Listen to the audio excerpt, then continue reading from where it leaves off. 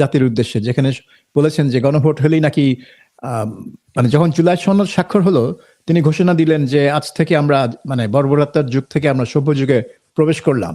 তো এখন বলছে যে গণভোটটা হ্যাঁ হলেই দেশ একেবারে সুখী, স্বাধীন এবং এবং গণতান্ত্রিক হয়ে যাবে। তো এই ধরনের এইগুলো হচ্ছে বাকওয়াজ কথা। এটা নিয়ে এটা না কোনো এটা মানে বর্ণনা করার আর অন্য কোনো শব্দ আমি খুঁজে পাচ্ছি না।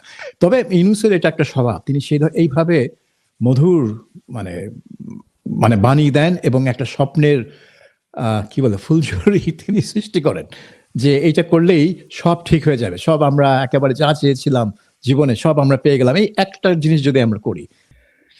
বিশ্বাস করে কি এখন কেউ মানে গণভোট নিয়ে এই যে সরকার এত প্রচারণা চালাচ্ছে, সরকারের নর্মালি কি হয় একটা গণভোট যখন মানে বাংলাদেশে তো একটাই হয়েছে গণভোট যেটা আর কি কি বলবো মানে ক্রেডিবল একটা গণভোট, সেটা ছিল 91 সালে। তখন তো সরকার সব দল এক মানে পার্লামেন্টে এই অ্যামেন্ডমেন্টটা পাশ করলো, অর্থাৎ এটার বিরোধিতা কেউ করেনি।